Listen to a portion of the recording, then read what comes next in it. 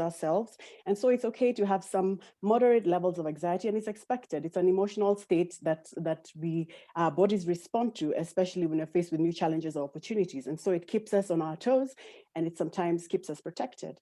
However, there are times when anxiety becomes debilitating, which means that it impedes our performance. You don't feel like doing anything. You can't start anything. You can't finish anything that you start. You just want to sleep all day. You probably want to divert your attention to other things, like maybe binge watching TV, probably indulging in a lot of comfort food, or just totally not even facing the issues at hand at all. And that's where anxiety becomes a problem. So it's not unusual for us to have some levels of anxiety, but it is a problem. It becomes a problem when it prevents us from living our lives and engaging in our lives. For Right. me, yeah, so go ahead. Mhm. Yeah. So, how would you define anxiety for yourself? Like, yeah, what's one definition you would give to anxiety? Yeah. What I would say is that, it's an emotional state. Sometimes it's a feeling of fear or worry, concern. And this could be healthy fear, worry, or concern over a situation, or, whether it's finances, whether it's what your parents think of you or your friends think of you, or, passing your exams. That's normal. It's a normal emotional state. But then I would call it a problem when it becomes kind of like chronic, where it is consistent and constant fear over nothing. It's like living in the future state. You're always worrying about the future that hasn't even happened. You have no control over the future, really, practically, to be honest. But then it's that state of always wanting to be to fearing things that you haven't seen, or real or imagined. You haven't seen them. Maybe there's actually something to be fearful of, but you can't take action, or there's nothing actually to be fearful of. So that's what I would describe anxiety as: a state of heightened concern and fear. It can be healthy and normal, but it also can be chronic and debilitating. Yeah. Right, right. And I assume like many university students have been going through anxious times with COVID and everything going on. And we're actually about to begin a new semester. And sometimes I think what would I would want to know is like, how can you know that, oh, this is one of the causes of my anxiety, or like pinpointing it, just so that you can get some clarity. And how do you deal with that afterwards? So, what are some of the causes of anxiety? Mhm. And then we can go into how you can deal with it later. But yeah, some of the causes that you've seen. Yeah. Some of the causes could be high expectations. Mhm. So it could be that you really want to do very well in school, or you want to get a really great job, or you want to perform very well in something that's like your hobby, or you want to be liked by your friends. It could be certain expectations that you have out of life, and maybe you see that you're going to achieve them. Maybe you feel that you're not going to achieve them. You're not going to meet these expectations that you have. And some of these expectations could come from yourself, or they could come from people around you. So that could cause increased anxiety, especially if your family or even your friends, there's a lot of pressure to be a certain way or be a certain person. That could increase anxiety. Another thing is could be hormones. It could be genetic. As we're growing up, and especially young people, teenagers and young adults, I think our brains are still growing. The brains are still growing at that point. We thought that it ends at childhood, but they still do grow. And then there could be concerns about adulting. You're in this stage between being a child and being a fully grown adult, and you're wondering, am I on the right path? Am I going in the right direction? And that could cause anxiety. Another thing is peer pressure, social media. When you look at Instagram, I think we all get anxiety sometimes when we look at Instagram, and you just feel like I think I'm doing this life thing wrong. And where you see other people having perfect lives, young people who are living great lives, achieving amazing things on LinkedIn, and you just feel like I look like I've missed the bus, or I'm missing the bus. And so that can cause anxiety. Mhm. So, and this can manifest itself as, fear, nervousness, just like I mentioned earlier, inability to complete or start projects, concern, worry, fear. Those are just the ways it manifests and it could be because of all these other reasons that I mentioned a few minutes ago. Yeah.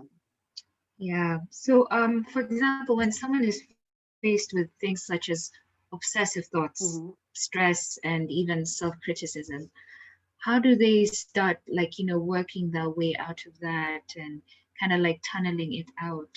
How did you maybe do that yourself as well? Yeah. Yeah, yeah. I remember when I was I was in Strathmore as a Strathmore student, and Strathmore has its own level of pressure because back in the day, even now, we have a school of accountancy, we have many other schools now, the law school, and the people who get into Strathmore are high achievers. They're smart people, they're driven. And I remember when I was doing BCom, there's people who were in my class who were doing CPAs at the same time or ACC at the same time. Others were even combining degrees at the public university with a Strathmore degree.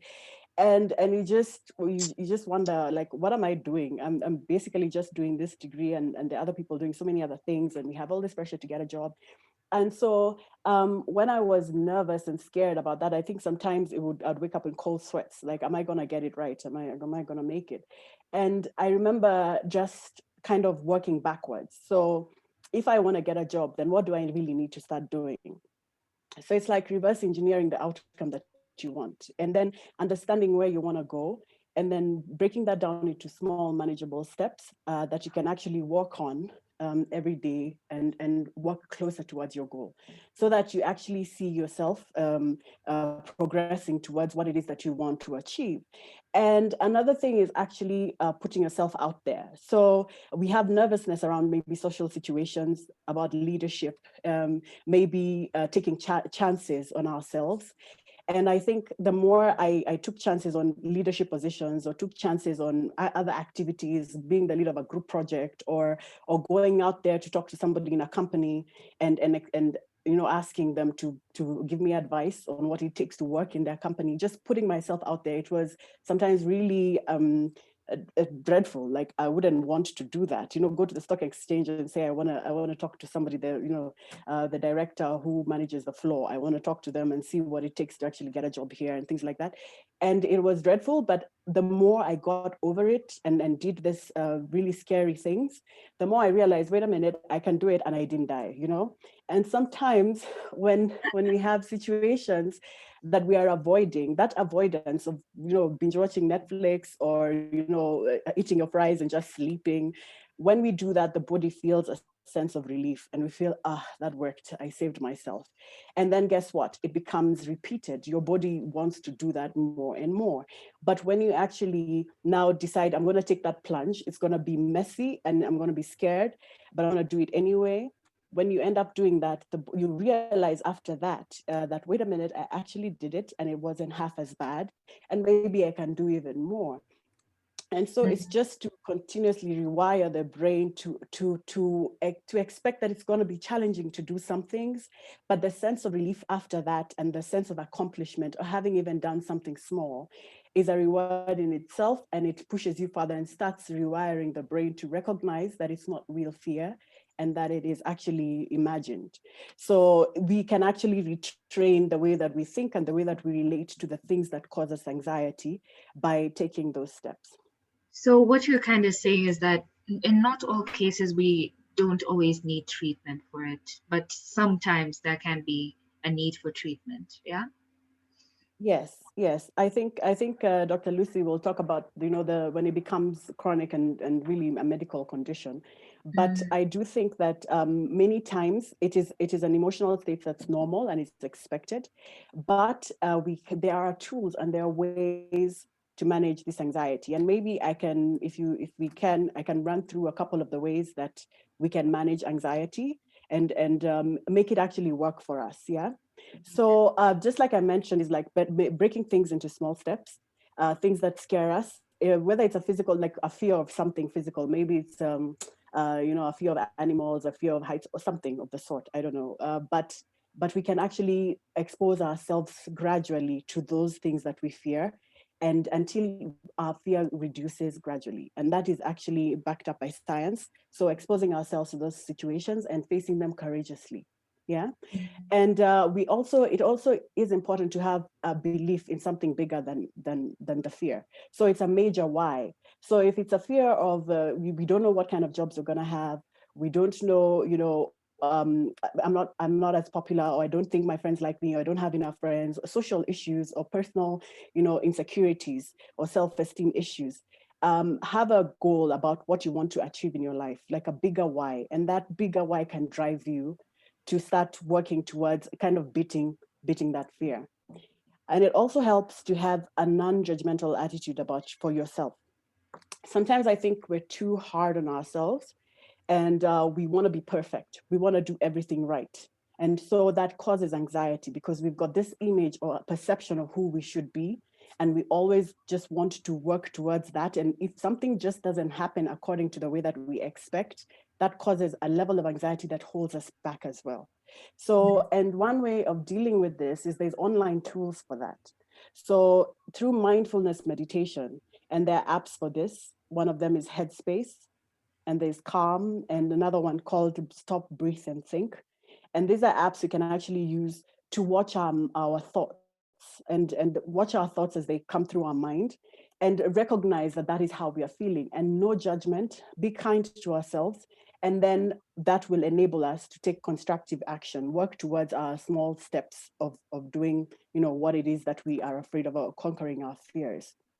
And another thing is, like, when we strengthen our emotional muscles by doing the things that we fear, it gives us data points, to show us that, we actually overcame it last time. I did my exams, I did relatively well. I gave that speech, I made that presentation, and it wasn't half as bad. I can actually do it again. So the more we expose ourselves to challenging situations, the better it is for us later on. And we have a lot of history that we have, like a portfolio of things we have achieved, and it enables us to do better next time. Um, and um, and when we're letting go of perfectionism, and being kinder to ourselves, it enables us to have a growth mindset. Where when we see, we don't feel like other people can do it better. And sometimes when we have a fixed mindset, that's what happens. We always associate progress and success with other people. When people do well, it's because they've got the skills, they've got the networks, they've got the relationships. It's them who know how to do it. We can't, because we've got all these issues holding us back. But a growth mindset enables us to think, you know what, I think everybody does well because they've got the skills and capabilities, and it's because they've learned them and practiced them over time, and I can do the same too. So recognizing that we are capable of learning and building up the skills or abilities that are perhaps holding, like perhaps are going to get us to the place that we want to be. So it is to understand the cause of the anxiety and understand that we can actually address it. We have the capability to do it, and we have the capacity to learn and grow. And even if we fail and make mistakes, these are lessons, and these are other data points for us to learn what doesn't work and how we can be better, and how we can improve. And learning is continuous. Every new stage in our life requires us to learn how to be in that position. So growth requires, it is necessity, it's a necessity of growth, that you're going to face challenges, you're going to make mistakes, and anxiety is real, and it exists within us. But it's how to keep just pushing through that barrier, and coming out on the other side, and having relief. You know. And so lastly, I'll just say that mistakes and getting support, if, for instance, there's a certain issue that we perhaps don't feel so confident about, or an area that where we need further guidance, is to seek out people who've succeeded in that area, people who can be mentors, people who can advise us. And there's no shame in saying, look, I just don't understand what's happening here. I need some help. So seeking out help from people who've done it, succeeded, creating those personal support networks and systems. And they don't have to be your family, they don't have to be your friends. It could be professional relationships, or it could be other people you met somewhere else, and just having the courage to say, I need some guidance and I need some help. And that will take you a long way. Because for me personally, I had shamelessly, after I got over my fears, I shamelessly reached out to people and asked for guidance, asked for assistance, advice. And to date, I still have older people, mentors, people who are experienced, even younger people who know much more about something than I do, I still reach out and admit that I don't know and I want some help. And it's worked out well for me. Yeah. Great. Thank you so much for that. I have written all of those down just in case the next time I reach a slump, I'm gonna apply those. Yeah. Um, I think a kind of situation where I think I personally experience like anxiety is like before I step in up Mhm. and like go and perform. So if someone is in an immediate situation, what can they do? Like just before they, for example, they go and they're stepping up onto a stage to address like a whole audience and they're trembling, like the arms Yeah. are shaking. Like there Mm-hmm. used to be times that my arms would literally Literally shake before shake. I Yeah. entered. So what are ways that you can cope with these kind of things, even if it's as simple as like taking a deep breath or Mm-hmm. like Mm-hmm. looking at different things and stopping Mm-hmm. and remembering. So in the Yeah. immediate situation, what would you do?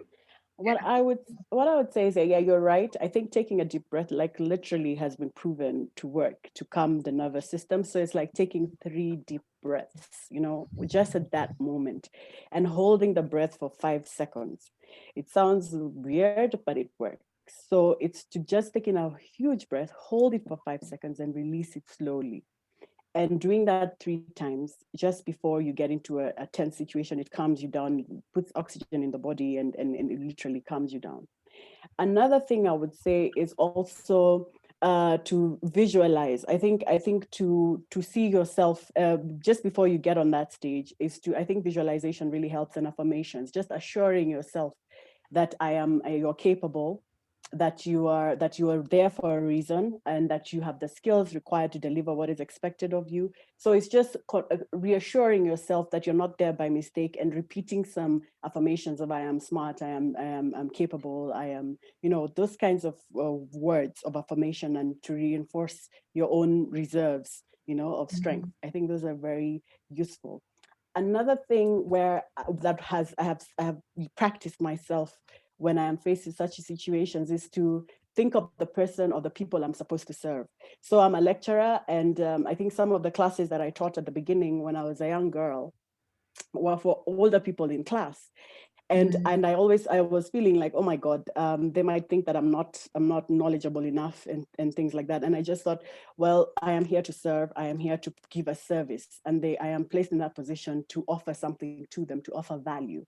So it's to think of the people rather than yourself, and be concerned about your own anxiety and your own issues, is to think about them. How can you actually give value and deliver value to the people you've been entrusted to do that for? So thinking of others, and instead of yourself, sometimes can give you courage to say, wait a minute, I've been given a job to do.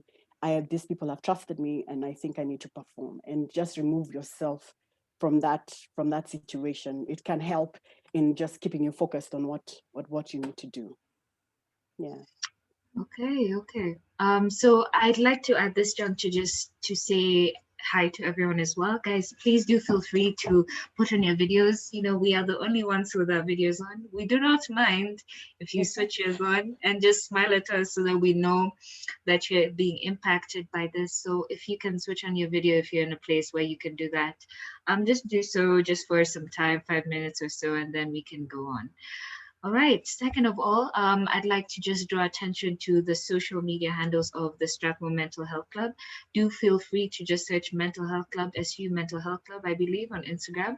But we'll put the details, the handles on the chat later on, just so that you guys can follow and just, interact with us on that situation, on that story over there. Um, Going on now, I just want us all to just do a small check. I want everyone to just breathe in and breathe out and breathe in and breathe out. I hope you're all feeling well. And please write on the chat how your day was, if your day was great, and how everything was. So I'm just waiting for everyone to just tell us how their days was. Thank you, Josephine, for writing on the chat that, hey, you're happy to be here. And I see that there is a question there. So there's a question which is, at what point do you know if it is too much and you need professional help? Um, I think I'll hold that question for a bit until Dr. Lucy goes on to speak. But I think at this juncture, I'd like to ask Catherine, Is there something from like your own experience or personal story where you might have overcome some anxiety in your life, and stuff like that? As people are writing how they are on the chat, Mhm, please do feel free to do that. But mhm. yes, please tell us a personal story about you where you overcame anxiety. Yeah. Well, there was a work situation that was really stressful, and this was dealing with an external client that had we had very different cultural um, backgrounds, and so they had different expectations of how things work in Kenya, you know, or in Africa, and it was very difficult sometimes to get things done. And because we are academics and we are creatives and we create content, we create material, we create knowledge, I just felt that my work was being impeded and slowed down. I was not being able to do my job. And for a minute there, every time I would have literally have a meeting with them, I would my heart rate would increase, my temperature would rise. I just feel myself just literally almost shaking, and I just noticed that this situation is not working for me. And one of the ways that I dealt with it was literally like just not almost not giving a damn, like being indifferent. But then I'm just saying I'm going to do what is expected of me. I'm not going to really put my soul into it. I'm not going to work as well as I should. I'm just going to do what is expected because they just don't get it. But then I noticed that I was really like blocking off my feelings. And I realized it was an unhealthy response because everything else was now falling by the wayside. My relationship with my coworkers in Nairobi was becoming compromised, my joy for life, my interest in other things. And I noticed that as soon as I block myself off from engaging in something that takes like literally half my life, I am now not able to engage in other things where I'm a mother, you know, and other things that need me to be present 100%. So I just realized, and I noticed that, and the way I was able to notice that is because I actually sought for help. I just talked to other people, and I said, this is just really affecting me, and I don't know what I need to do. And I started observing my thoughts through mindfulness meditation, just calming myself down, taking those deep breaths and watching my thoughts.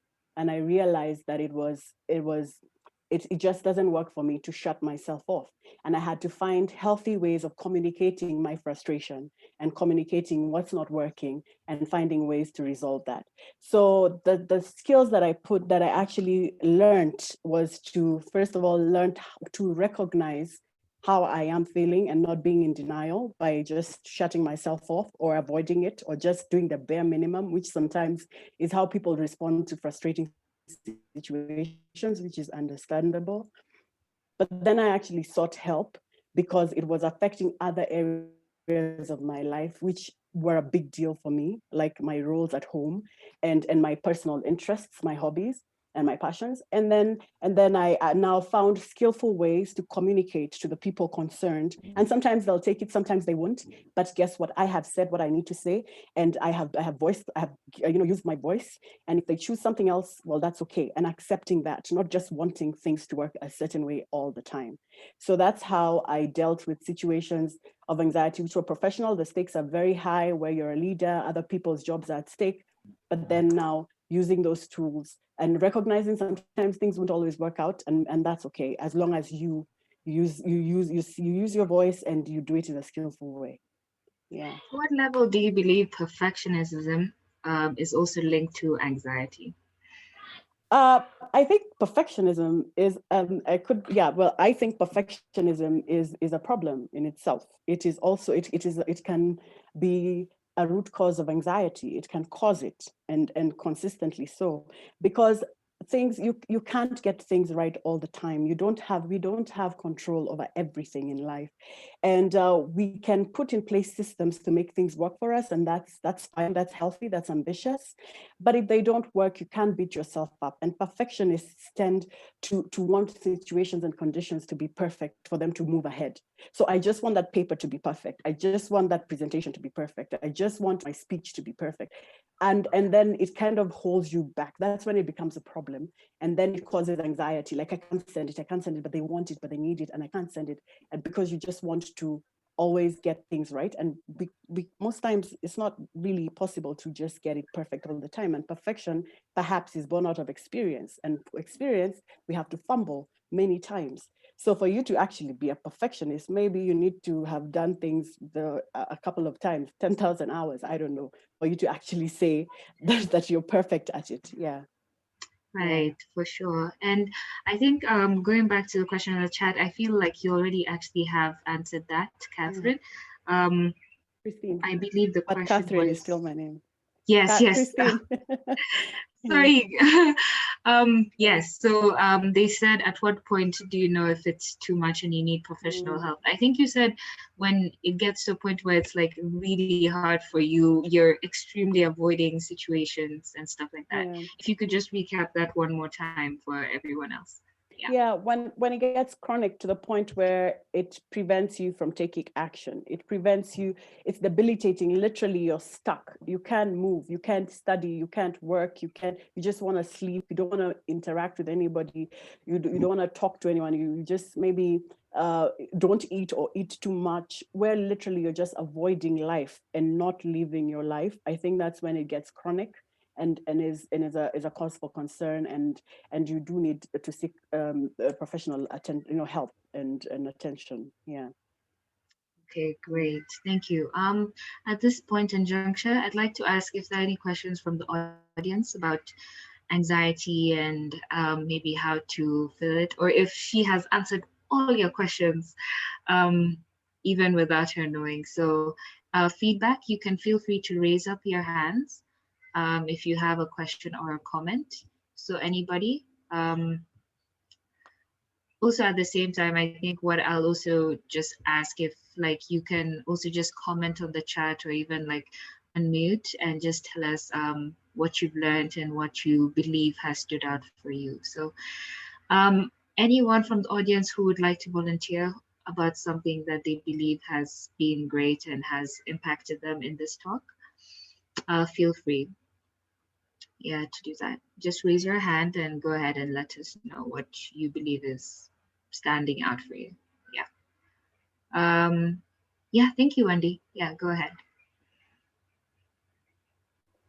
Yeah, I have a question.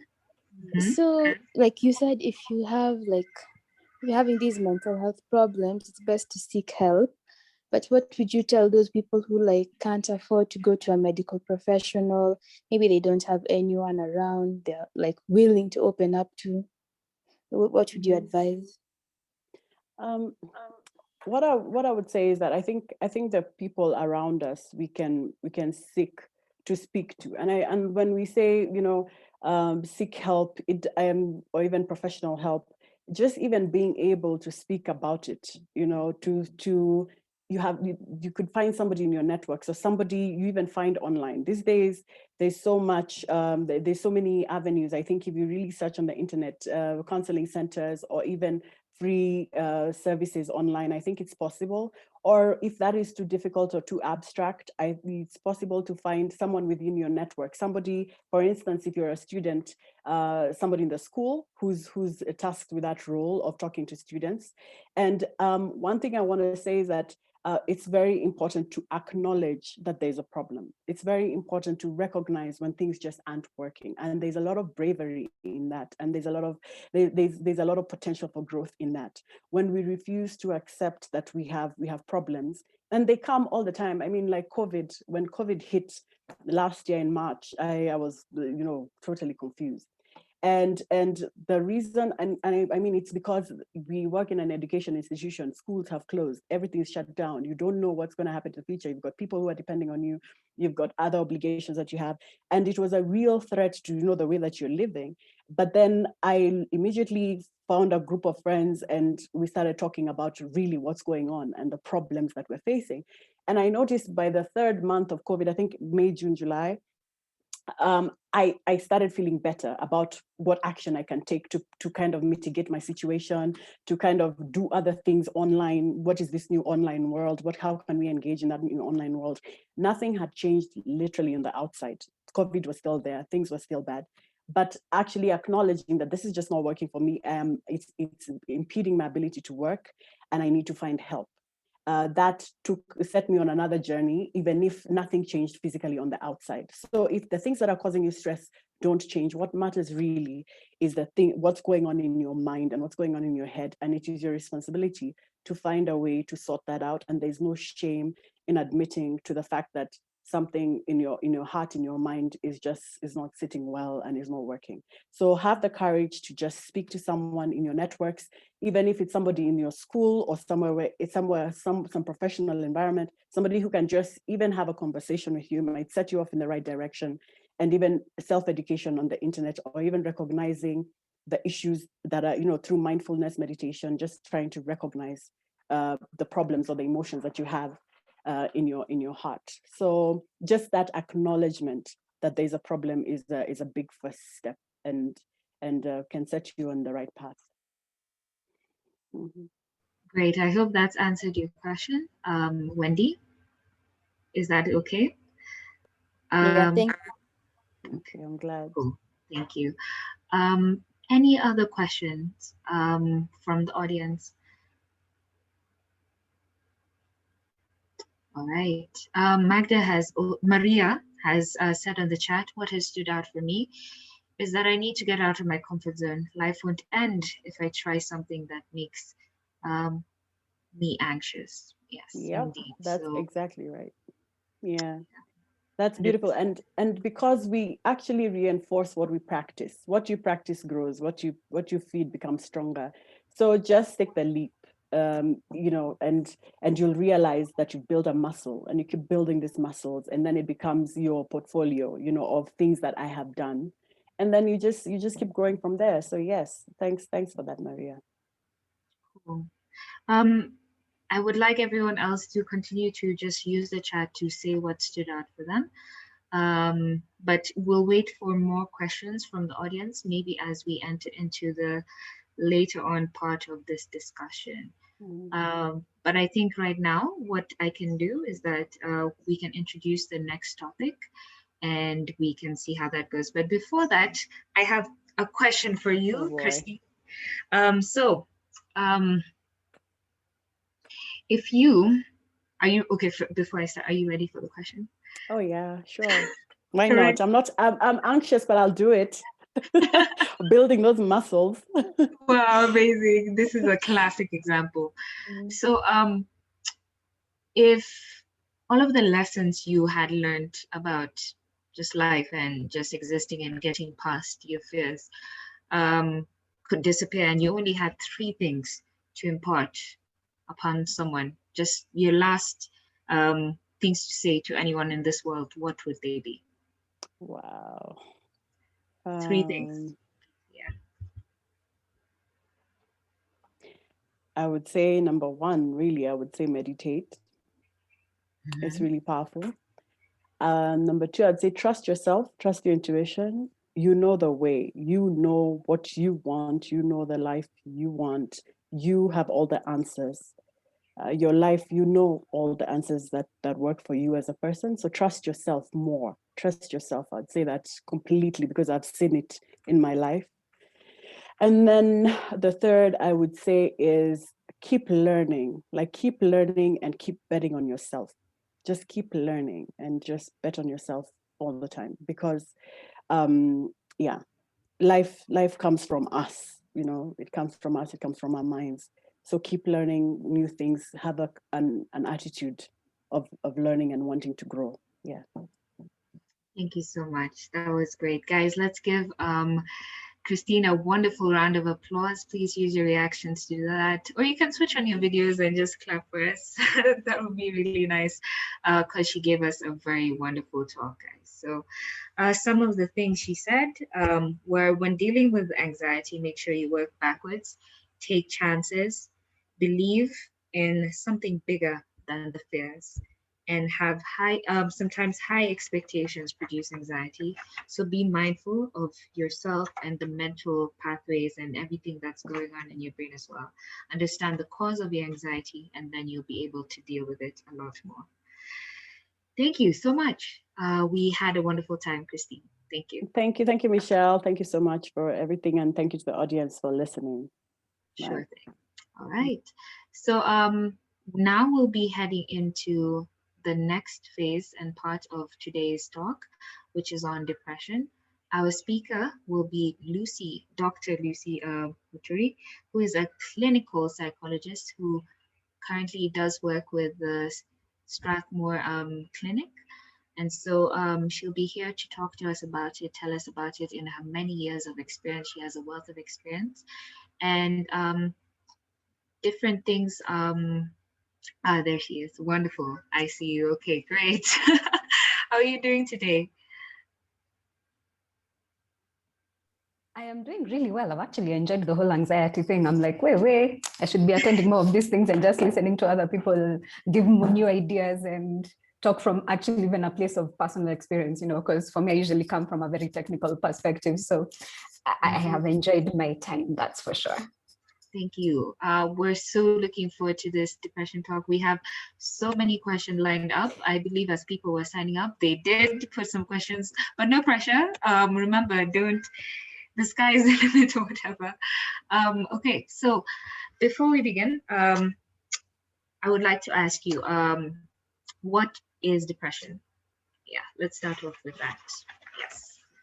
I have been, I don't even want to say complaining, but when we actually even came up with, when you guys told me about the topic depression and anxiety, my first reaction was, haven't we talked about this for too long, and maybe again, it's the reality of what my profession is. So I see it all the time and all that stuff. So again, sometimes maybe it's hard for me to relate to the other side where people are still looking for information and clarity as to what depression is. So what is depression? Simple answer, it's a mental health disease, honest to goodness, yeah? Now, what I have discovered is that people nowadays are coming to my office and they're describing all sorts of situations they're in. And then someone comes and says, and so I was depressed for the day. And then then the next day I did this and this. And I'm sort of like, you used that word the wrong way, because depression is not something you just shake off in a day. Yeah, it's an actual disease whereby one of the predominant symptoms of it is really sadness. And actually, if you ask people who are depressed, it's not really sadness as such. It's a sadness that sort of also feels like an emptiness, right? And so sometimes people walk into my room and I ask them, hey, how are you doing today? And someone just comes and tells me, blah. And I know it's that, as in, it's trying to get that connotation of it's sad, it's empty, it's sort of like, just something going on, right? So in a nutshell, I guess I would say that's what depression is. Right. And actually, currently, depression is the main cause of disability worldwide. Yeah. It's the shocker. Like, who knew? And it can affect anyone from adults, adolescents, and sometimes even children. So, yeah, we've already spoken a little bit about like the causes of depression and all of those. We don't want to belabor that point too much, but I think just in a stunt or in a small stint, what are the most or leading causes and signs of depression? You've already mentioned that, oh yeah, people are feeling down, sad, really like that. Yeah, but what are some of the quick, short bullet points where you can be like, tick, tick, tick, I see this, I see. Yes. So what are those for you? I feel like you're asking me to be like, the way everyone goes to Google now to be like, what are the symptoms of, Anyway, I have to say Google has also been a big help in educating people about depression and mental health. So I'm not going to make too much fun about it. Okay, so there's the sadness, the pervasive sadness that you can't shake off. For most of us, I mean, sadness, yes, is an emotion like any other emotion. It comes, it goes, right? And for most of us, like within a day or 2 or a week, I mean, you can sort of just snap out of it, depending on whatever it is that has made you sad, yeah? Now, I'll just put a caveat. Of course, if you're sad because you've lost someone, because of death or anything like that, of course, that's a sadness that can persist, but it's not depression. It's the natural outcome of the fact that you've lost someone you love, right?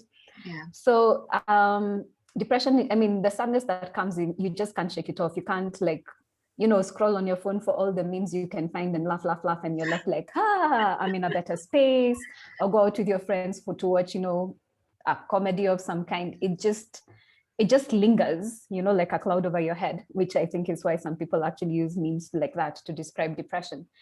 The other thing is a lack of motivation. So where someone was once focused, motivated to do something, all of a sudden it's like, where's the motivation? Fatigue can also become an issue, right? Where you just don't have the energy to do things. Some people's eating habits change. So they're either eating very little or eating way too much. Yeah. So some people lose their appetite. Some people kind of also then start using food as a way to self-medicate. You're trying to get that enjoyment from the food and then you just end up overeating kind of thing. Some people's sleeping habits change as well. So they're either sleeping too little or they're sleeping too much. Yeah. For those who are sleeping too much, sometimes how they describe it to me is, the world just feels so dark and empty that at least when I'm asleep, I don't have to face my problems. I don't have to face that feeling of sadness or whatever else is going on. A sense of worthlessness is also pretty common. What else do we have with that? When it goes to an extreme, you can also then get suicidal ideation, right? And then unfortunately for some people, they do get to the point where they will attempt and actually successfully get through with a suicide. So those are some of the key symptoms for depression. Okay. And COVID really impacted people. And so I bet a lot of people were coming and talking about these kind of things. So what are some of the common misconceptions that you feel should be changed and people shouldn't be repeating this over and over again, but actually it's wrong? What are some things that people got wrong and some things that they got maybe right? But we'll come to that later. But yeah, misconceptions that about depression? Yes, about depression. Okay. Yes.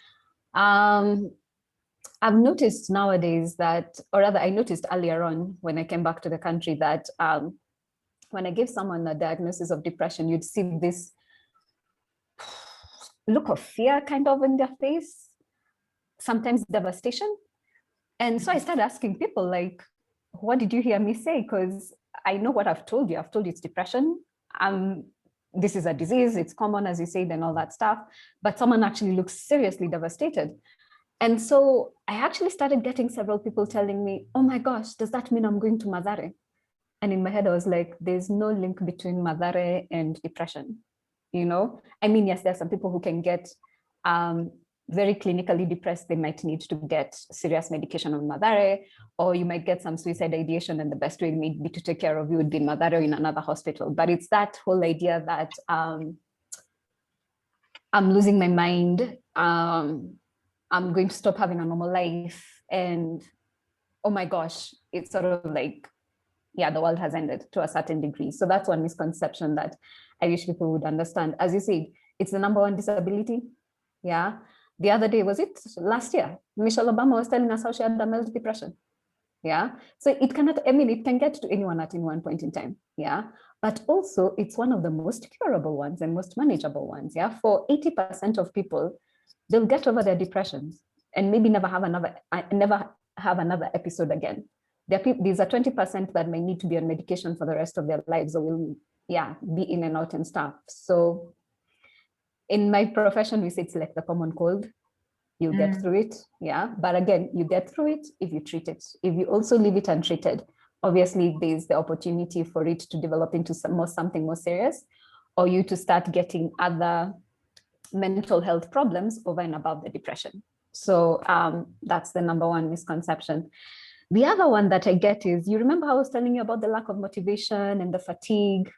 With that also sometimes comes lack of concentration. So what is it that you're not able to do? You can't work, right? If you're in school, studying all of a sudden is so hard to study. If you're at work, doing your projects is hard. For some people, it actually even gets to the point that, getting up to go to the shower is just too much energy, right? And what sometimes I've had people when they come to my office telling me is, I just don't have discipline and I'm being lazy. And I'm like, no, you're not actually being lazy. It's the nature of this disease that you will struggle with simple responsibilities of life, with things that for everyone else is pretty simple. Yeah. The other thing about depression that people seem to misunderstand is treatment. It doesn't always necessarily have to include medication, but also medication when necessary is really, really good. I know some people fear the side effects of some of the meds. And so what I usually encourage people to do is, once you go and see a psychiatrist, have a really frank discussion about what medication they're giving you, what are the expected side effects, and make sure you keep every single one of the appointments that you get with your psychiatrist, precisely so that you can have an ongoing discussion about side effects and have it modified accordingly, right? The other misconception people have is that, if I have depression, I can go and get onto medication and by tomorrow, I'll be fine. And I'm like, sorry, it kind of takes 3 to 4 weeks, for it to really kick in. And yeah, that's just it. So it's curable. And usually there are underlying factors that lead to depression. So the more important thing sometimes is once you get someone to a functioning state, then to figure out what underlies all this stuff. So as you said, even with COVID, some people actually got depressed. I mean, last year in Strathmore, our graduation is in June, isn't it? Yeah. And that kept on being postponed and postponed and postponed. And I know there are people who actually fell into depression over that, because it's sort of like, my life isn't going the way I had thought it was going to go. And it just looked like this huge, uncontrollable thing, but also a sense of failure and lack of fulfillment, And so, yes, once we get through what the symptoms are and discover what maybe the initial starting point of the depression is, we can deal with that thing and then help someone slowly then get out of the depression. Indeed. Yeah. What do you think can be done in the university among different students to help with this kind of depression with your friends and everything? Of course, one would be, just to send them memes. I post memes every day on my status just to make people laugh. But what are some of the things that you think us as university students can help our friends or just anyone who might be going through it without overstepping our boundaries? Yes. Or maybe like, okay, you don't have to put the overstepping part, but yeah, what are some of the things that we can do? No, I'm just laughing about that because, sometimes I've had that overstepping. Okay, first of all, it's a legitimate concern, like, are you overstepping your boundaries? But I have also seen it used in a very interesting way, whereby someone is using it as an excuse not to check on a friend, and I'm left like, anyway. Right. I'm going to piggyback on something that Christine said when the young lady was asking about, what if I don't have someone to talk about all this stuff and everything. I would first say, as university students, can you actually educate yourself about depression?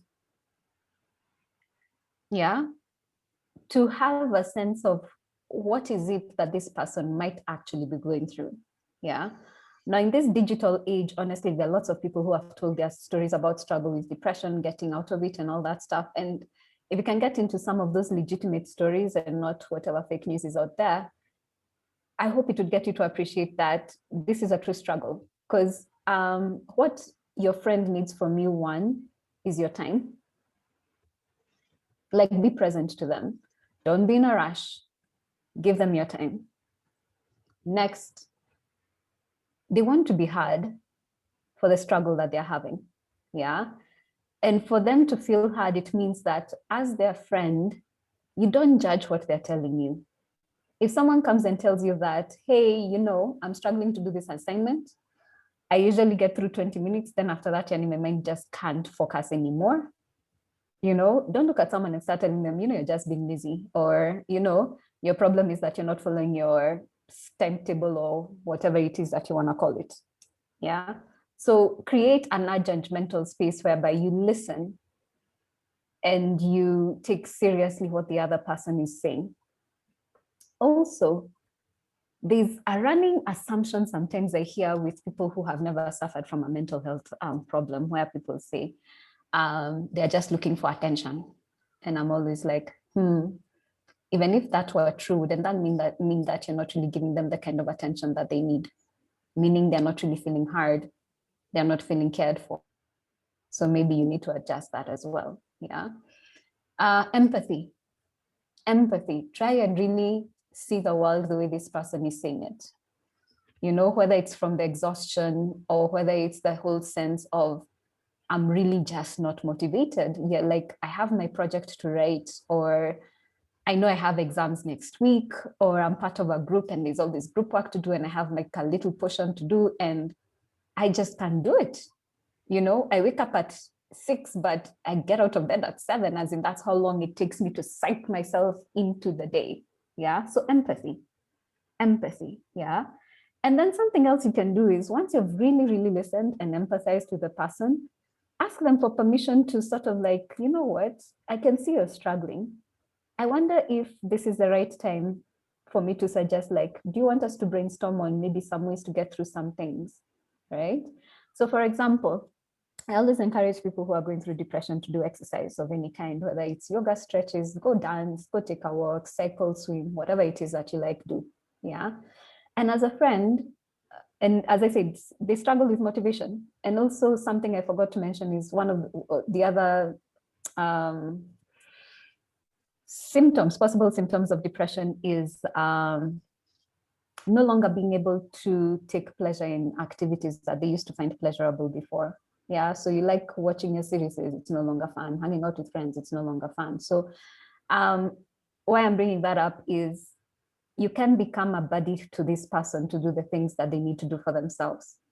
So if one of the things they're struggling with is studies, then you can encourage them to, you know what, can I study with you? Yeah.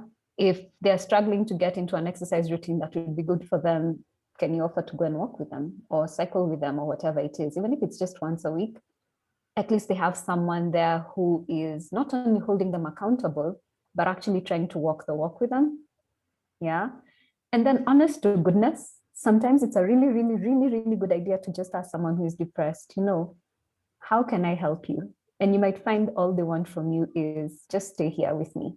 Like, you don't have to talk, you don't have to problem solve, because I know you actually have zero idea how to sort this out. And it's actually not your, it's not in your, gosh, English has disappeared at Not 6 your o'clock. forte or something. Here, thank you. Yeah. It's not your forte to do it. It's not really your responsibility to do it, but I just appreciate someone being here with me. Yeah.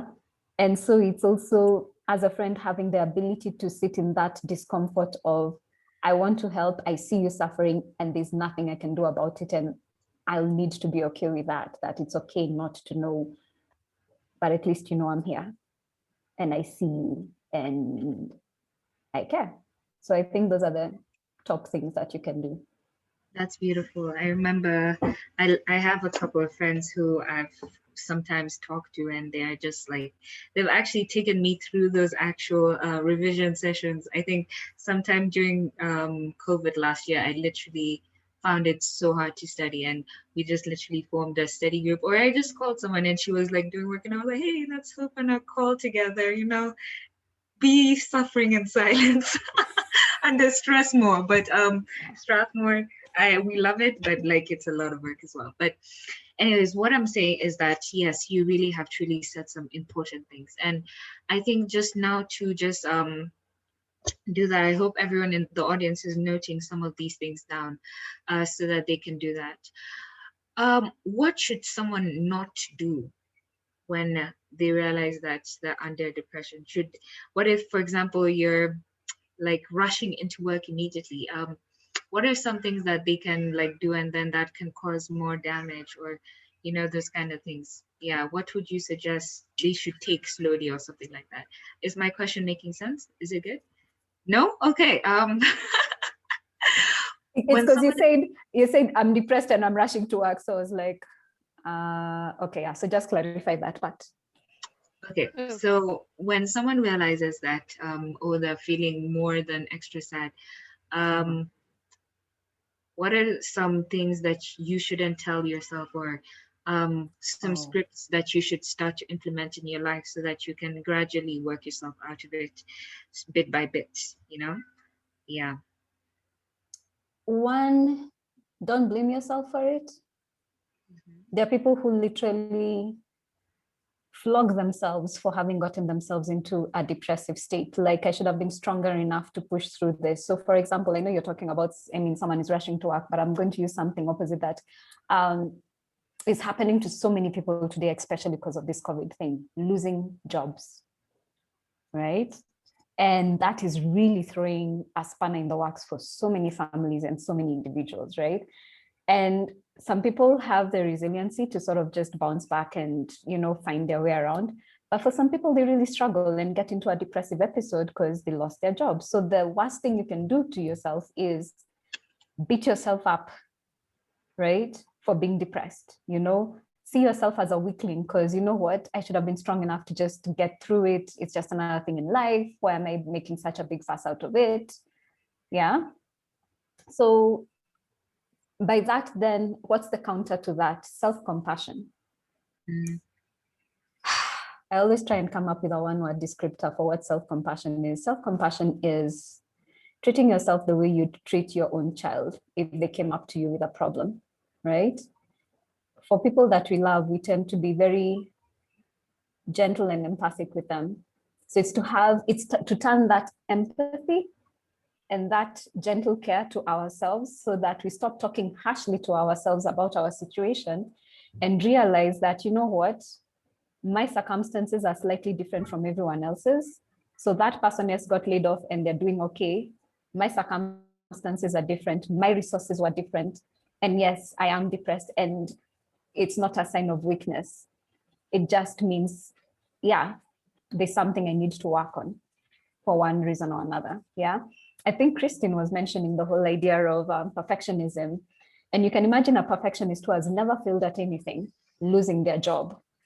I mean, that like, boom, because you see, the storyline is not really, I lost my job. The storyline is, I have become a failure. And with that kind of thinking, of course, then it's very easy to slip into a depression, honestly. Yeah. So it's having enough compassion on yourself to realize that it's okay. Yeah. And you can get out of it. Don't drink. The funny thing is, some people become alcoholics because they're trying to treat their depressions and anxieties and all sorts of other mental health issues, right? By the way, alcohol is like depressant, right?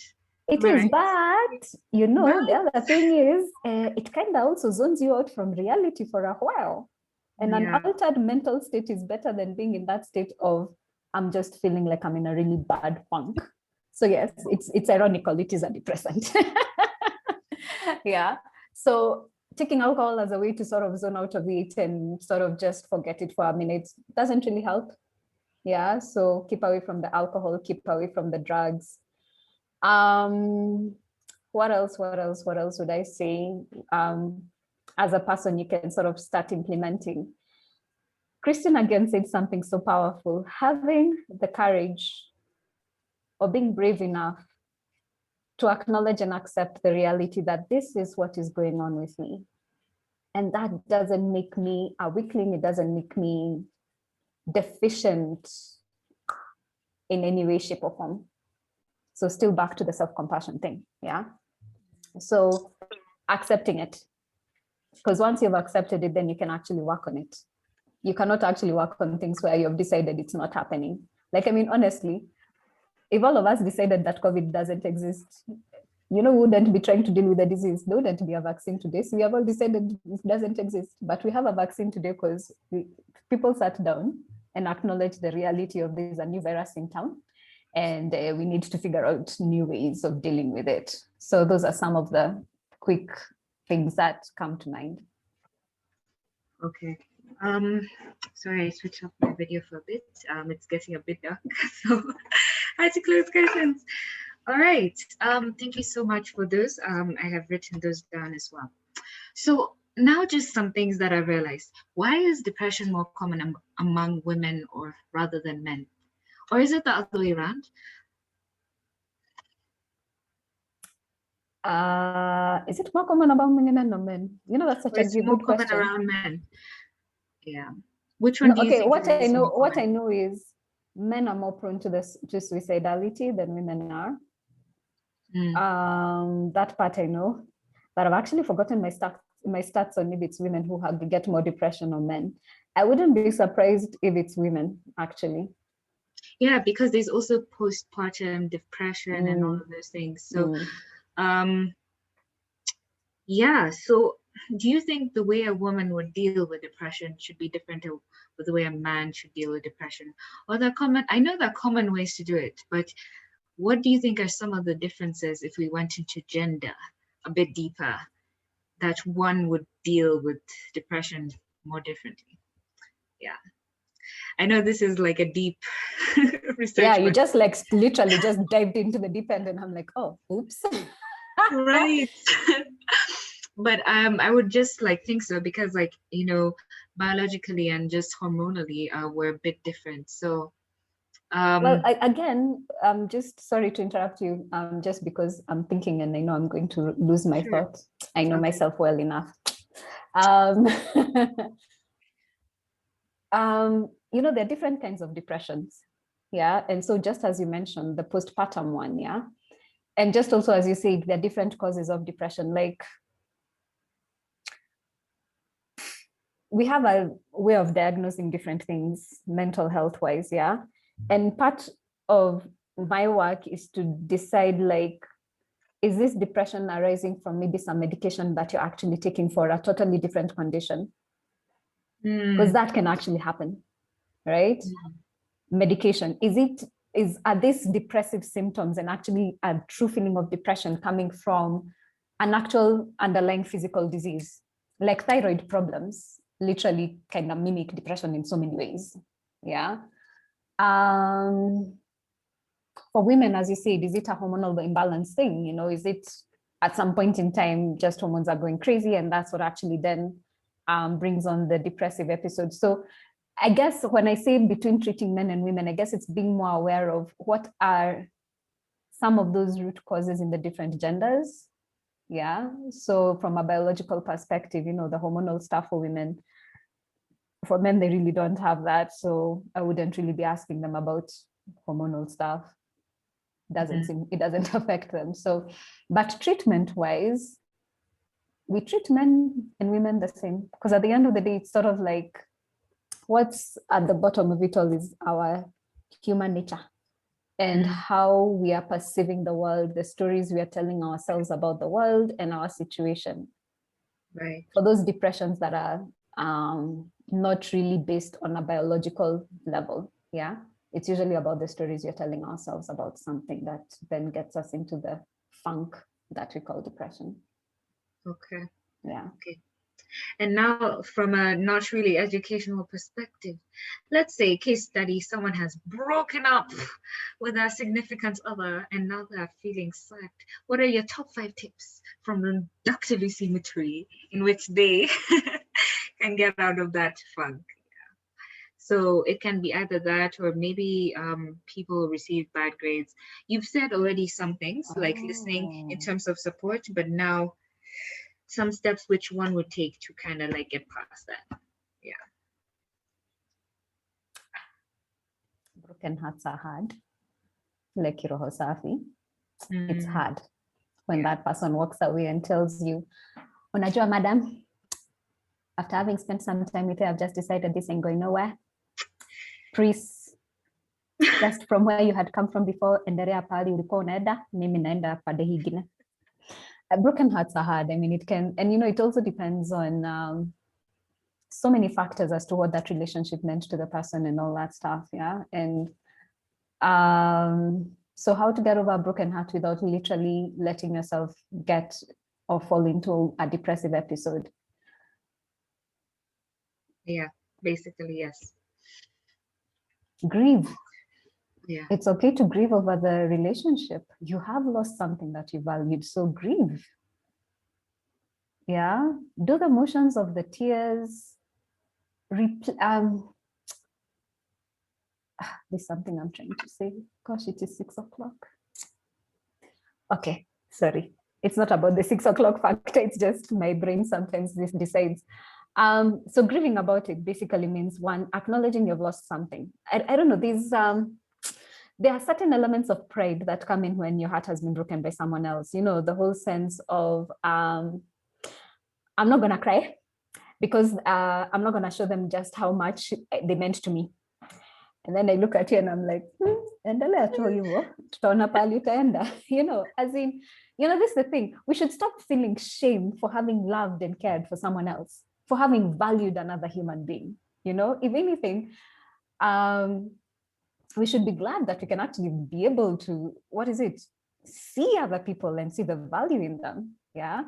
And our tears are not something to be ashamed of, but something to embrace in the sense of, I tried something, because I mean, think about it, relationships are risky. Na sikujuangi na insurance. There's no health insurance for a broken heart. Yeah. Someone breaks your heart, they break your heart, you have to just deal with it. Yeah. So you've already taken a risk in venturing into something like this, into something good. So why are we being ashamed of our tears? Cry. Go and find your safe friends and actually tell them the story of why does it suck so much that this young man or young woman has walked out of my life? Acknowledge the story of what did this relationship mean to me? Yeah, he used to listen so well. He was always there to help me study. She used to have all these nice jokes that just used to lift me up. She was my number one fan, whatever it is, right? But acknowledge the pain, acknowledge the loss, accept the fact that you've lost someone, and then remember that you are not that relationship. What do I mean by that? Don't let your relationship define who you are and your self-worth. You see, when someone breaks up with you, obviously it's a moment of rejection. Let's be serious. You have been rejected. Amen, amen, sawa. Now, being rejected doesn't mean that you're unlovable, unworthy, uko na defect ile kubwa, yani no one should ever want you in their circles, right? It's a relationship that went wrong, or that you discerned, or the other person discerned, this just shouldn't go to anything else. But it's not, who is Lucy? Lucy is unlovable. And now you crawl into a hole somewhere trying to hide yourself from the world. Yeah. So I guess I would say that when it comes to grades, again, I find that people who struggle with their grades, as Christine said, sometimes it's a matter of perfectionism. I can't fail, everything has to be perfectly done. And it's about having a weak identity also. Because somehow you've started identifying yourself with your work. If I can always produce at the maximum and be perfect, then I am good enough. I can belong. I can be loved. I am capable. Identity. So it's maybe asking yourself the question behind, what does filial really mean to me? Oh, my folks will say, my classmates will say, let's stop comparisons also. By the way, there's one thing I encourage people, and I think one way that social media, one of the downsides of social media, because it's not that social media is actually bad, but one of the unfortunate downsides is people have gotten now into this tendency of just keeping on comparing themselves to other people. You know, so-and-so pitted, so-and-so has gotten a job, 6 months later, I still don't have a job. Yeah, so it's, don't let that situation define you.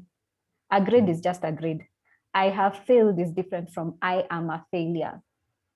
I am a failure is talking to you as a person. I have failed is talking to ability, like, okay, as of now, I don't know how to do this, but I can learn. So what do your grades mean to you? What's your story about grades? If your grades make you and determine you, then yes, you're going to be in a funk. Yeah. So again, it's working through those thoughts to come to our more factual, realistic understanding of what grades are, or what a relationship is, and who you are. It's so true. I think one thing I've seen with just growing is that you're always continuously learning, rescripting all of these rethingies as you go on. So that's great. Thank you so much. We have a couple of questions that have come in. So let me just read them out. But before I read them out, I'd like to ask the audience, if you do have any questions, do send them to the chat. Even if it's something you wouldn't feel was like super important to others, but yeah, just go ahead with to ask those things. Okay, so um, the first one is that during this time with COVID and everything, as you said earlier, families, they've um, had very challenging times. How can you start to support your family and even support like your parents? Maybe you'll see them sad or something and you don't know what to do exactly, but just starting out to just really be part of the family support, because we're sometimes seen as like really young, but we can already begin to help with that. So yes, what can we do in the family to encourage a positive or even just a better mental health practice within? Yeah.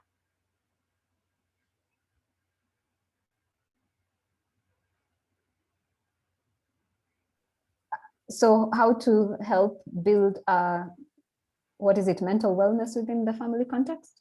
Yeah, that. Especially during these COVID times. Especially during this time, yeah. Oh, that's a tricky question because family is many people together, and so there is that individual dynamic that everyone brings into it. Okay, let me maybe start with something maybe that came to mind when you started describing this. If, for example, you're in the unfortunate situation whereby there have been pay cuts in the house from whoever your parents have had pay cuts, or their businesses have gone down, or someone has been laid off, because I mean, honest to goodness, these are realities with us now. Yeah. Downsizing isn't easy, right? Moving from being able to do certain things that now you cannot not do. And I would say then it becomes an attitude thing as an individual. Yeah. How do you take that downturn? How do you take the downsizing that needs to be done in the house? Yeah. And I would say this, try not to make a fuss.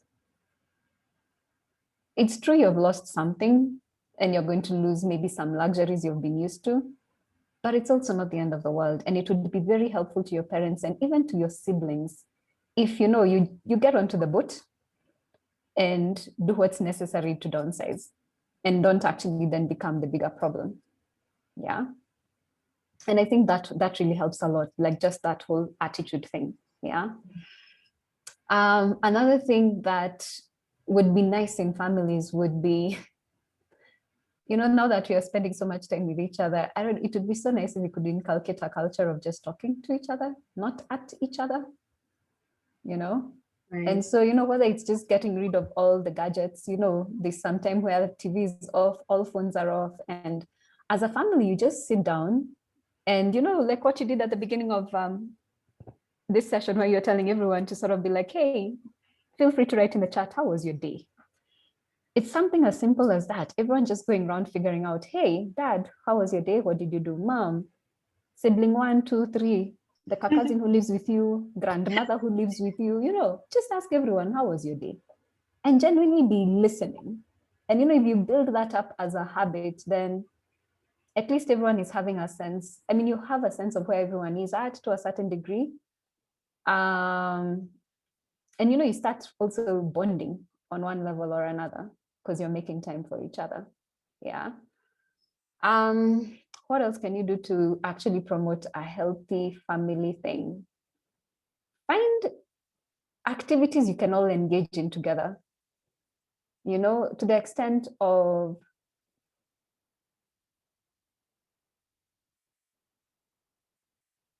something you can do that you all enjoy, or that a couple of you can enjoy. So I mean, in the sense of, for example, you and a couple of your siblings can go to the kitchen and decide they're the ones who are cooking a meal and make it something a little bit just out of what you usually do. Yeah. And just enjoy each other's company as you're doing it. But let it be the people in the house who actually enjoy cooking, not the one who hates cooking. Because now that you're not providing fun, you're just torturing people, as in who are serious, If it is washing cars, go and wash the cars with the ones who like washing cars. Go and splash water on each other and have a blast. You might not want that sister who has a perm because she might kill you if you put water on her hair. You know, so it's sort of like just going that extra mile to notice everyone and to figure out like, what can we do that's engaging and that helps us connect. Yeah. Now, why I was saying that the question you're giving me is tricky is that I do realize in so many households, there's a disconnect, unfortunately, between parents and kids. Yeah. And the reality is for so many of you, you have spent maybe 6 years. Some of you have spent 4 years. Some of you have spent 6 years out of the house, meaning boarding school. Yeah. There are so many of you who went to boarding school in standard 7. And this was in the aid of obviously getting you better schools and obviously then in life, yeah, if you've got the right academic credentials and learning. So we're just, anyway, we'll get to that question. Thank you. Gosh, now I've lost my trail of thought. You're talking about families and the disconnect. Yeah, the disconnect. Yes. Yeah. So because of those 6 years that you've been in boarding school, you know, the reality is you spend 9 months out of the year in school. And then now, when you came to uni, a lot of you also then went into hostels.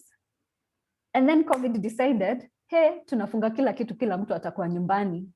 Mom, dad, kila kitu, right? So it has been a strain of, some of our families, not that familiar with each other, right? Of course, you know each other's names, you have a good kind of idea of what everyone is about, but relationship-wise, there's something that has been missing.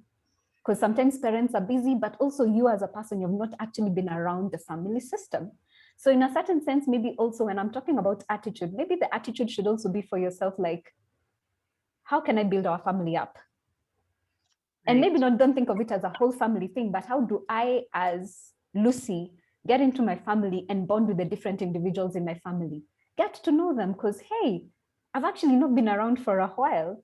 You know, you sit down at the dining room table and you discover one of your siblings just likes eating with their mouth open and you're thinking, oh, wow, I had never noticed that, you know, like, oh my gosh, you know.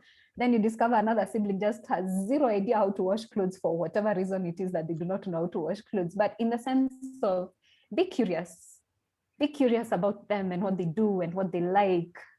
Yeah. And in that way, then you start connecting. And people start finding avenues where they can talk, they can chat, they can laugh. You can be vulnerable with each other and actually then support each other. Perfect. There is a question for someone who is just about to leave, so I want to ask it really quickly.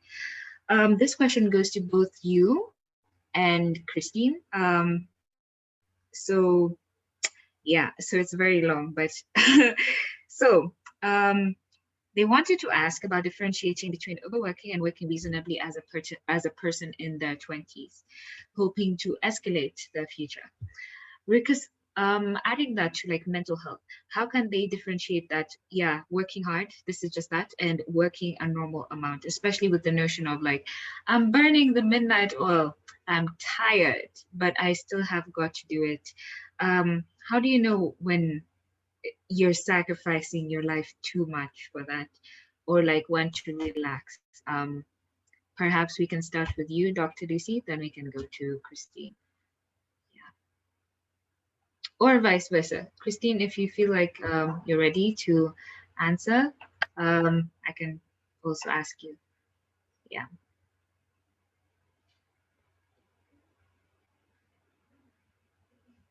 Thank you. Okay, great.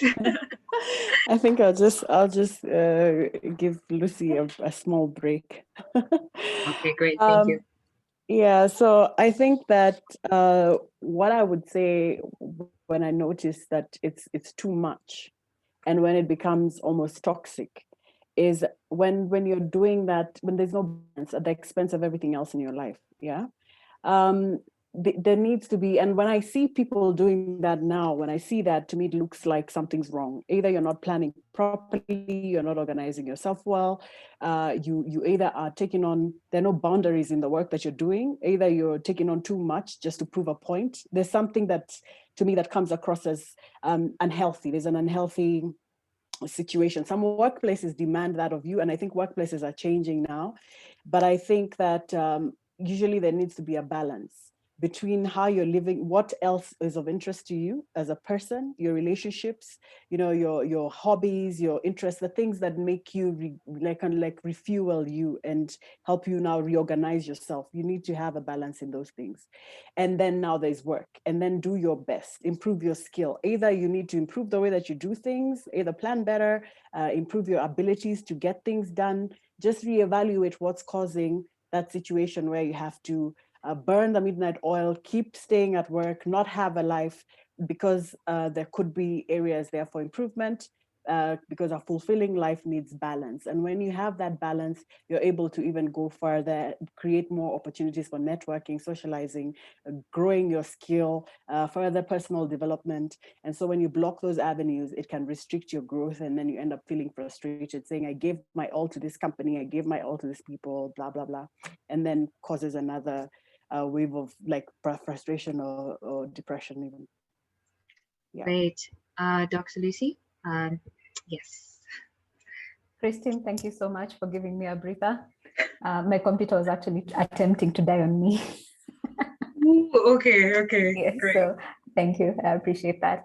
I don't think I actually have anything much to add on to what Christine actually said, because I think the reality is we all have to come to that point in our lives where we realize that we don't live to work. We work so that we live, right?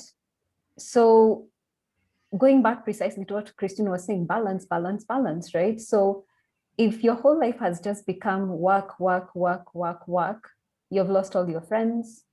You don't know the last time I don't even saw your family. Your eating habits are horrible because Yani, you're sort of like junking it out at the desk all the time because you know what, I need to be working. That's a dangerous place to be. And honest to goodness, it's not even just dangerous from a mental health perspective. It's dangerous even for your physical health, literally. Yeah. So it's it's about balancing. It's about balancing, and it's also about being that honesty piece that Christine brought up, honestly listening to your body, because sometimes our bodies actually do tell us, you know what, this is enough. Like, I can't do anymore. I need to rest. And letting ourselves not feel guilty for resting. I know some people who have not taken leave for 5 years, and I look at them and I'm like,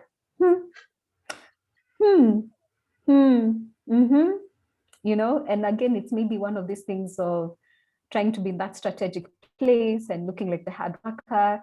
And I mean, I know some people have commented about this right now in these COVID times for people who are working, whereby you don't want to ask for time off, even when you legitimately need it, because you don't want to give your boss an excuse to lay you off. You don't want to look like you're not a team player or that you're the weak link and, oh, so you're the person who we should let go of. Yeah.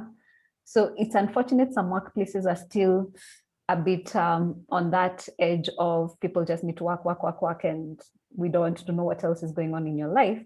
But we honestly also genuinely need to just listen to ourselves and listen to when our bodies are telling us enough is enough, we need to rest. And I'll also put it this way. There's something we all sometimes take for granted a lot. And I think you called it what? Burning the midnight oil. Right. Yes. Don't what? Don't underestimate what sleep does for your mind. And mind then you're thinking about your ability to remember stuff, to form memories, your mind from the perspective of even your emotional stability. Trust me, you get more irritable the less sleep you're having in your life. Yeah, you get really tired really quick. Yeah, so let's put in those 7 to 8 hours of sleep that is really, really recommended. Every once in a while, fine, you can do the 4 hours and keep pushing it. Yeah. And when I say once in a while, I don't mean you stretch that for a month. I mean like for a week. And then after that, you better be sleeping again. Right? Because you are also putting your physical health at risk. And by that, I mean, I think I've been noticing it's heart conditions that have been related to lack of sleep. Yeah. So let's not take sleep for granted because we just need to get along. Yeah. I think I'm going to stop talking now. Thank you so much. Okay, so now we have a couple of questions, but before that, I'd like to say thank you, Dr. Lucy, for taking us through the majority of that section. I feel like the audience learned a lot. What we are going to do now is we'll head into 20 minutes of the panel discussion. Now, both Dr. Lucy and Christine will be going through everything and just different questions that I've seen and just collected from the chat. Thank you, Tasneem, for coming. Tasneem is the person I was actually on the Zoom calls with during the evening. So thank you, Tasneem. Okay, so here are some of the questions. So question number 1. How do you start something when you're feeling anxious? For example, you have a judgmental family and it's really hard for them to even support you through this. What do you do? Question 2 to Dr. Lucy. What are this? There are so many misconceptions about antidepressants. Like, for example, drugs are bad for you. And when you're done with them, actually, depression actually does kind of come back for some people.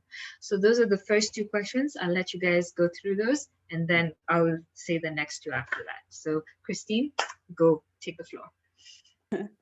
Okay, thanks. The question was what you do when if you have a judgmental family, when you're anxious about starting something, right? Yes. Okay, so what I'll say, maybe if I sound controversial, but this is what I've seen and what I know from experience and from other people I've spoken to.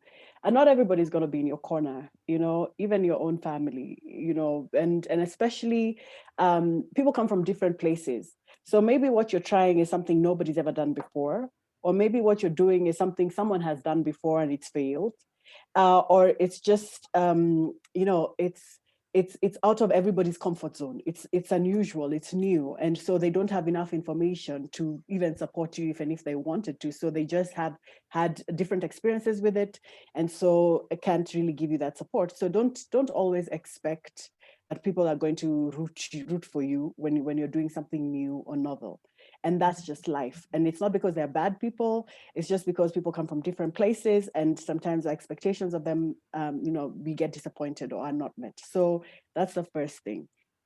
The second thing is, when you're feeling anxious, is to really get as much information as possible about what it is that you're trying to do. Sometimes anxiety comes from lack of preparation. So you don't have enough background material information. You haven't done the due diligence or homework that you need to do to enable you to actually tackle that challenge. So that's also, preparation is like half of the job done, so that you really know what you're really likely to face, and so that when things happen where it doesn't work out, you're able to trace back your steps, and that'll provide you with more information for you to come back again and do it better. So I would just say, when you're starting something new, there are very many things that you start from scratch, that you don't know the outcome. We can't predict how things are going to play out. But when you're prepared, when you know that you don't necessarily have to have everyone having your back for you to do it, but you just trust yourself, do your due diligence, do your homework, and then just do it anyway. And if it doesn't work out, at least you have an ability to find out and retrace your steps and find out what went wrong and what you can do better next time. So just do it anyway, don't worry. And remember, it's about strengthening those emotional muscles and rebuilding the neural pathways, just teaching your brain that you can get over it and you won't die, you'll be fine, and you'll just learn stuff. It's experience. That's what it is. Yeah. Wonderful. Experience is one of those amazing things that gives you the strength to get through life.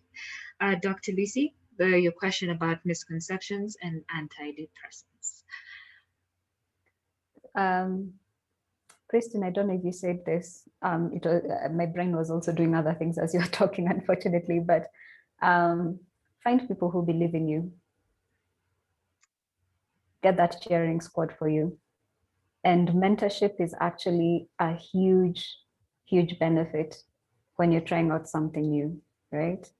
Antidepressants. Well, it's medication for depression. And there are many, many, many, many kinds of antidepressants, right? So as I said at the beginning, most antidepressants take like 3 to 4 weeks before you start actually feeling an effect from it at all. So you actually have to be patient with it. The misconceptions. I know one thing is a lot of people hate the side effects of a lot of these antidepressants, right? One common one that people hate is the whole idea of increases in appetite, makes you weak, and then makes you therefore eat more, therefore you're adding weight, yeah? And so I always, as I said before, it's a good idea to talk with your psychiatrist about what treatment he's giving you.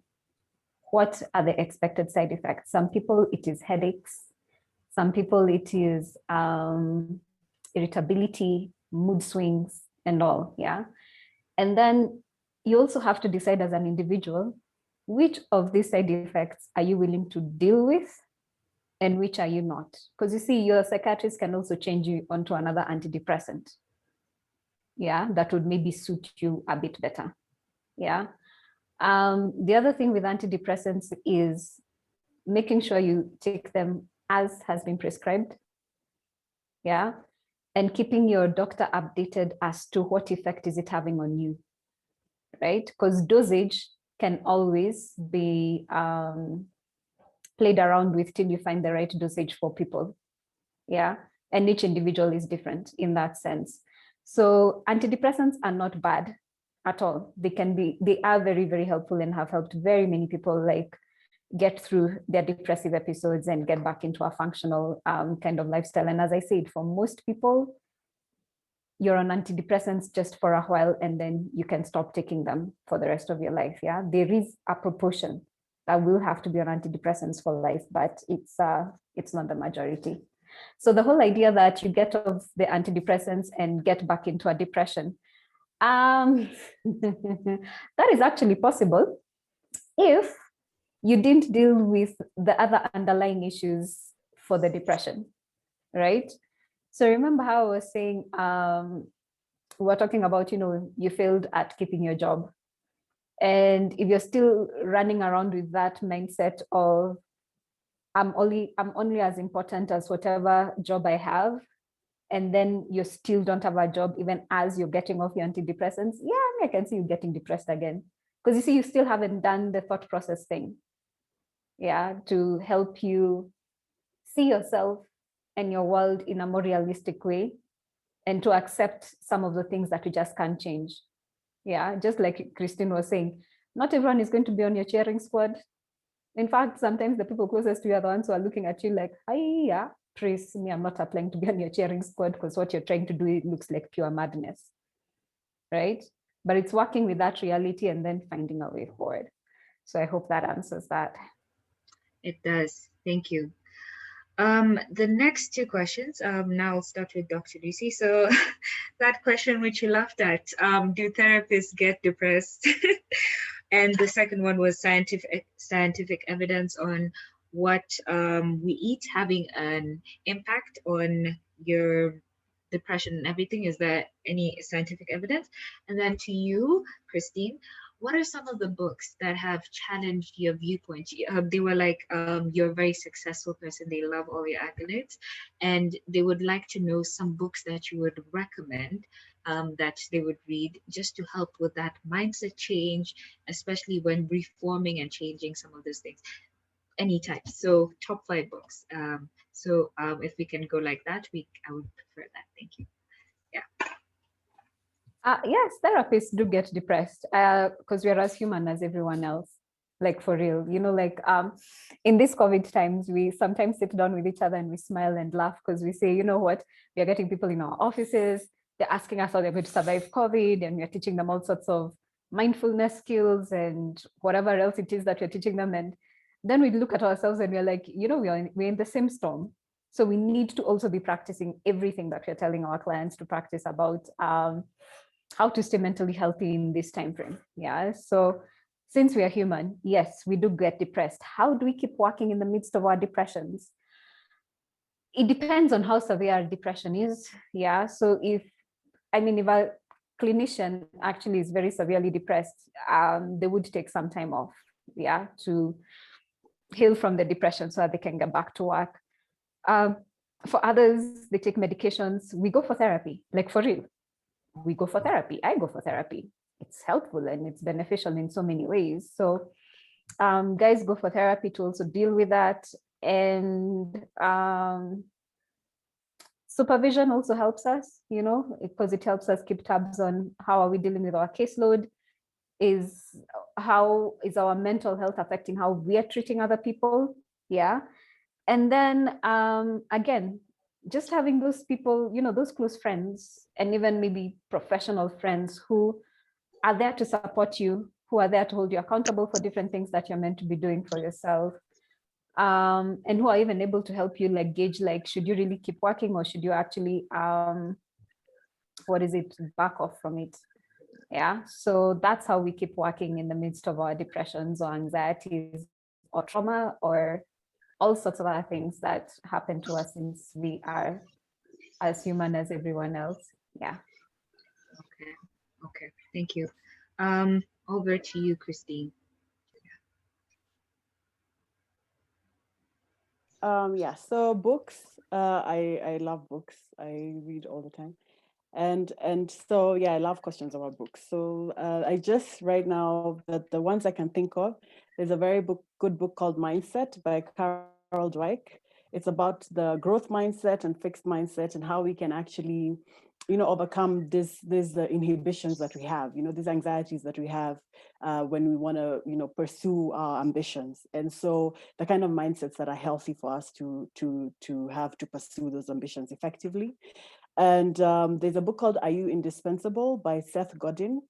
And it's a really good book. It's about people who are about to work or start working or working.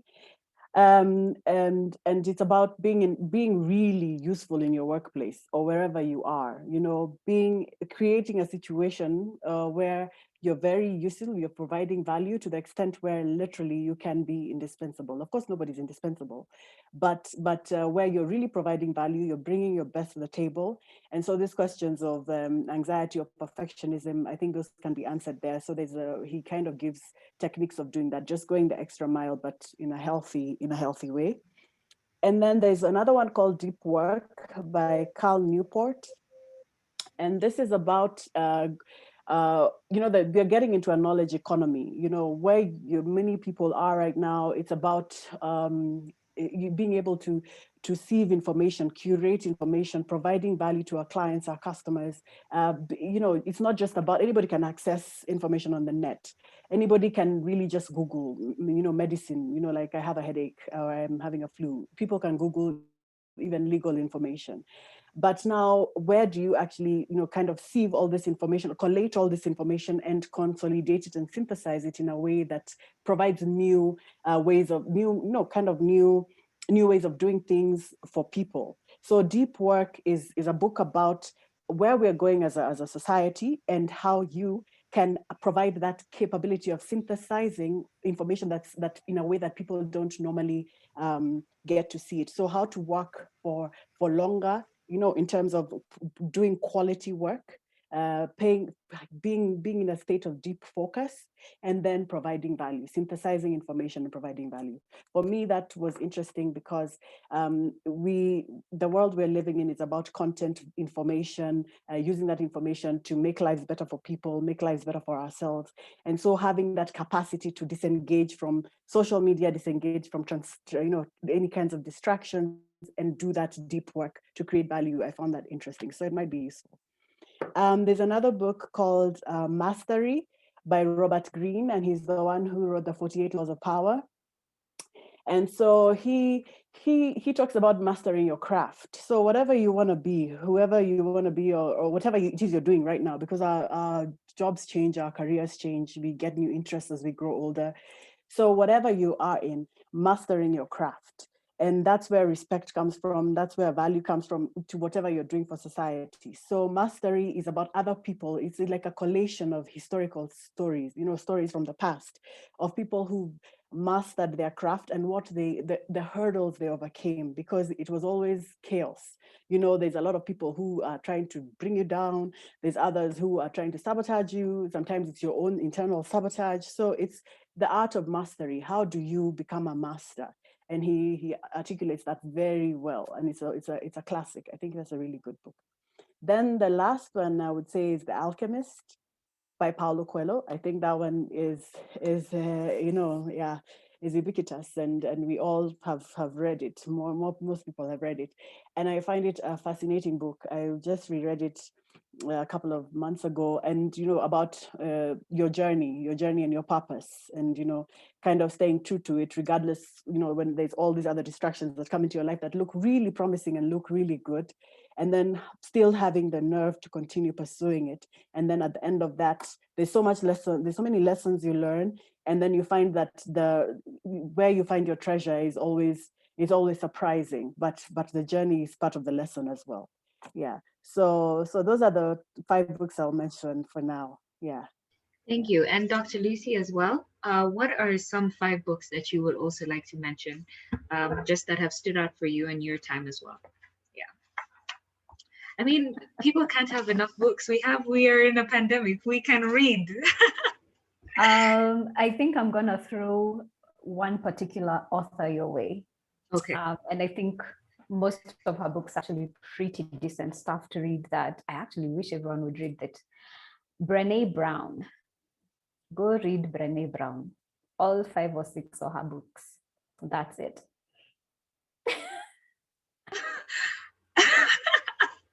It sounds like she finished and full stop. But okay. Thank you so much, guys. I do not spelling see for sorry, someone has asked Brené Brown. Brené Brown is Brene and then Brown. Yeah, she has written Daring Greatly, Rising Strong, The Gift of Imperfections, Dare to Lead.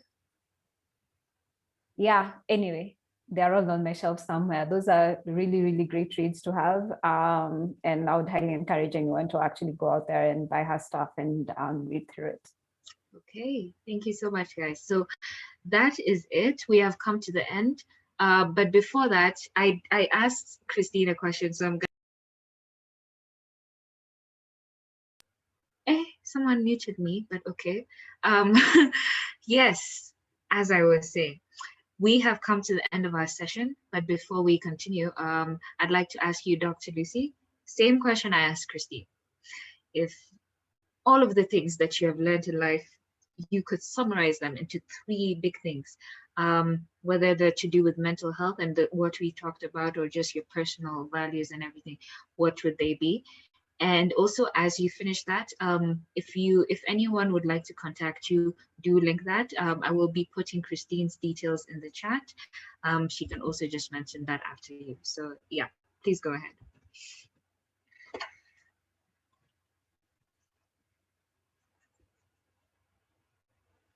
Yes. I think the greatest gift you can give yourself and give others is being authentic. Being your authentic self in all its flair, like literally. The other thing, having the courage to face yourself just as you are. That's a huge gift. And also the ability to just love yourself just as you are, because we all have our strengths and our weaknesses and the part that we would love to hide from everyone, including ourselves. And of course, the true value of friendship. Like,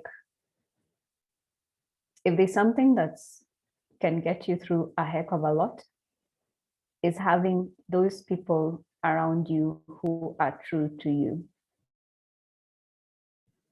right?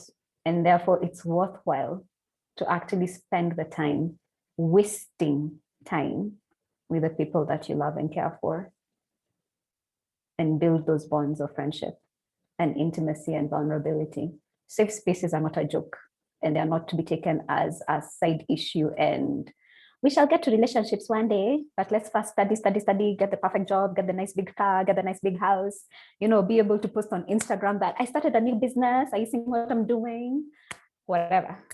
Yeah, people count, and having those close, intimate people actually helps you thrive in very, very many ways. That's it. Cool. And if anyone would like to contact you or email you about anything, where should they reach you?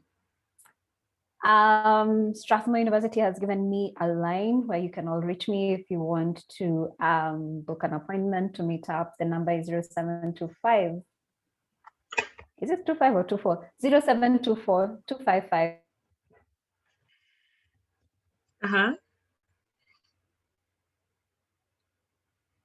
I think she has hanged. We'll give her just a second. But I believe also the details might be on the Mental Health Club website as well. Let me see if I can get them for everyone here. No, I do not have the number. Ah, great. Peter, amazing. Thank you. Peter is the head of the Mental Health Club, so he has finished with that. All right. Thank you, everyone, for coming. Thank you for taking your time. Thank you so much, Christine, for all your wonderful insights and everything that you have spoken to us for. We have written them down, and we have definitely learned a lot from you. Definitely. So thank you so much for your time. Thank you everyone for joining us, and thank you the Strathmore Mental Health Club for inviting me. Thank you so much. Yeah, and guys, I think one thing I will leave you guys with, when your work starts sounding like Rihanna's song, work, work, work, work, work, work, make sure you take a minute and rest. I have been your host for today, Michelle Oguya. You can find me on Instagram at m_akwe. Thank you so much for this session, and have a wonderful evening. Goodbye.